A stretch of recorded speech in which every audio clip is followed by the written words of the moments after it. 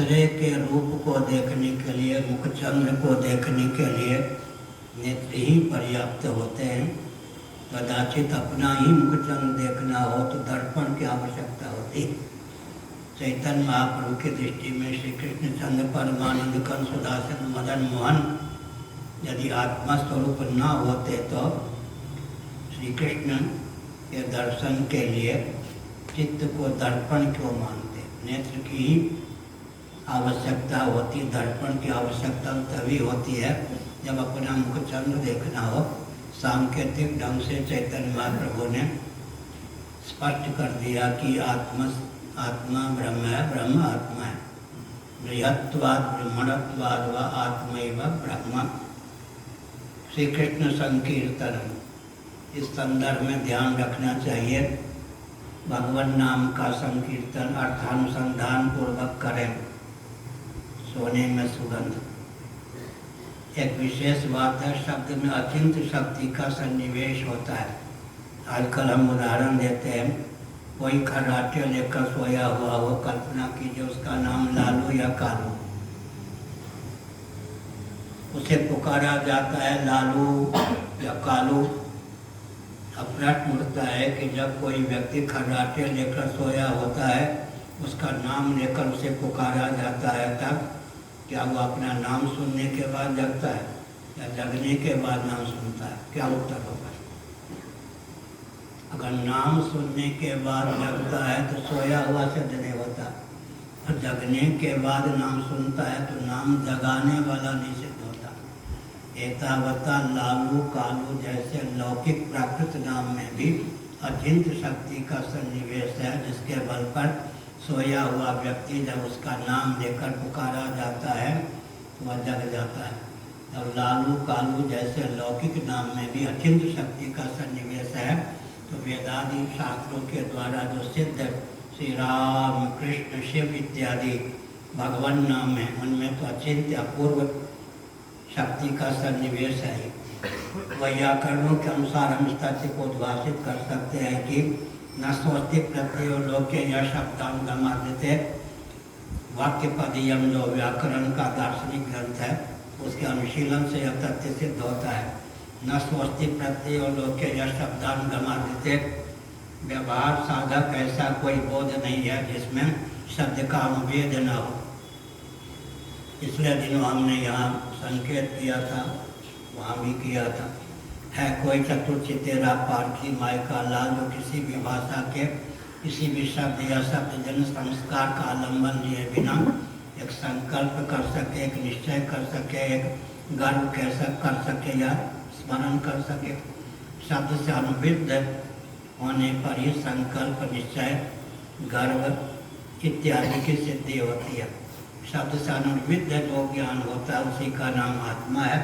शब्द में अचिंत शक्ति का सन्निवेश है, यह तो सिद्ध कर दिया गया लालू कालू इत्यादि नाम में भी। लेकिन ध्यान रखने की आवश्यकता है, योग दर्शन के अनुसार विचार करेंगे तो अर्थानुसंधान पूर्वक भगवान नाम लेना चाहिए। योग दर्शन में कहा गया भगवान का नाम हम लेते हैं, नाम स्मरण अर्थानुसंधान पूर्वक हो तो सोने में सुगंध है। अब वाक के 4 वेद का वर्णन है तंत्र ग्रंथों में, व्याकरण में।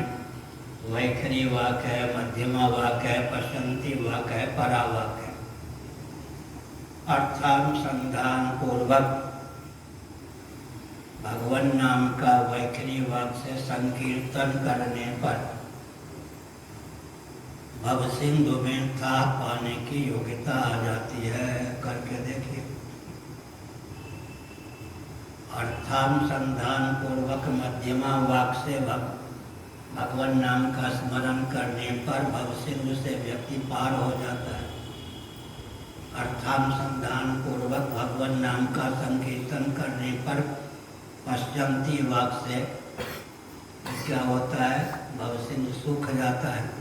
अर्थानुसंधान पूर्वक परावाक से जप करने पर, भगवान नाम संकीर्तन करने पर भव सिंधु आनंद सिंधु के रूप में परिणत हो जाता है। इसलिए नाम की शक्ति अचिंत्य है। चारों प्रकार से हमने वैखरी वाक, अभी हम लोग बोल रहे हैं, उसका नाम है वैखरी वाक। अपविसर्जनीया नाम कंठा इतिहासा नाम तारुणाम होता। वैयाकरणों के अनुसार 8 संस्थान हैं। नाभ और हृदय का और भी योग कर देना चाहिए, तब पूरा होता है व्याकरण का सिद्धांत। 10 संस्थानों के योग से वैखरी वाक की निष्पत्ति होती है। मनोगत जो वाक है उसी को ना मध्यमा वाक कहते हैं। मनोगत वाक, मनन करते हैं, चिंतन करते हैं, मनोगत वाक के द्वारा। मनोभावापन्न वाक मनोगत वाक, मनोगत वाक के द्वारा भगवान नाम का संकीर्तन करने पर भवसिंधु के व्यक्ति पार चला जाता है, करके देखिए।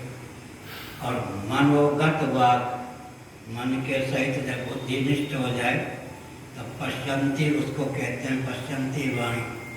उपनिषदों में पश्यंती वाणी के वक्त संबंध में कहा गया, योगी जिस वाणी से देखते हैं उसका नाम है पश्यंती वाणी। योगी और भोगी नेत्रों से देखते हैं, यह तो हम जानते हैं, लेकिन बहुत ऊंची बात है, प्रत्यक्ष में अक्ष का अर्थ क्या होगा?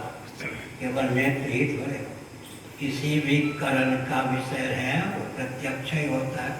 अंतःकरण भी कारण है, नेत्र ही है। तो हमने संकेत किया पश्यंती वाक का अर्थ क्या होता है? देखें तरीन काल में ज्ञान कर्तगत आंगक समान। पश्यंती वाक, योगी जिस वाक से देखते हैं उसका नाम पश्यंती वाक है। पश्यंती वाक, मनोनिष्ठ वाक को जब बुद्धिनिष्ठ कर देते हैं तब पश्यंती वाक की सिद्धि होती है। फिर परावाक, आत्म चैतन्य से अधिष्ठित जो अव्यक्त है, तद्गत वाक जो होता है, शब्द विन्यास जो होता है, उसका नाम है परावाक। परावाक से जब करने की विधा जिनको प्राप्त है उनके लिए भव सिंधु आनंद सिंधु के रूप में समुल्लसित होता है। भक्तों की भाषा है, आनंद सिंधु में भव सिंधु की भावना हो गई है, सदा तद्भाव भाविता। गीता के अनुशीलन से भी यह तथ्य सिद्ध है। और वेदांती कहते हैं आनंद सिंधु में भव सिंधु का विभ्रम हो गया। भाषागत भेद है, भावगत तो भेद नहीं है। हमने संकेत किया परावाक से भगवान नाम का स्मरण करें। परावाक से तो क्या होगा? भव सिंधु आनंद सिंधु के रूप में ही समुल्लसित होगा। नाम संकीर्तन को बहुत महत्व दिया चैतन्य महाप्रभु ने। नाम संकीर्तन की विधा शास्त्रों के आधार पर यहाँ बताई गई, करके देखिए। वैखरी वाक से जप करने पर भव सिंधु में था पाने की योग्यता आ जाती है। भव सिंधु में था पाना जो चाहे तुलसीदास ने लिखा। भव सिंधु के पार जाने की क्षमता तब होती है जब मध्यमा वाक से भगवान नाम संकीर्तन करते हैं, अर्थात पूर्वक भव सिंधु सूख जाए। इसके लिए आवश्यक है कि पश्यंती वाक से अर्थानुसंधान पूर्वक भगवान नाम का संकीर्तन करें और भव सिंधु आनंद सिंधु के रूप में समुल्लसित हो जाए। इसलिए परा वाक से अर्थानुसंधान पूर्वक जप करें। जब हम बोलते हैं, कोई भी बोलता है, परा पश्यंती मध्यमा की घाटी तय करके ही व्यक्ति बोलता है, लेकिन हर व्यक्ति को जिन घाटियों को पार करके वैखरी वाक की निष्पत्ति होती है, उन घाटियों का ठीक ठीक ज्ञान नहीं होता।